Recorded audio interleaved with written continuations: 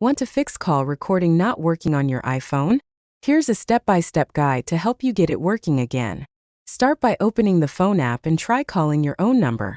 If the call recording option appears in the top left corner, represented by lines with a dot, tap it and confirm when prompted.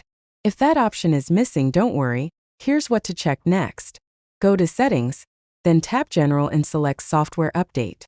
You'll need iOS 18.1 or later for call recording to be available, so update your device if you haven't already.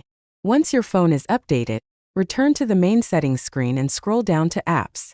Find and select Phone, then scroll to the bottom and tap on Call Recording. Make sure the toggle is turned on. This setting must be enabled manually for the feature to work.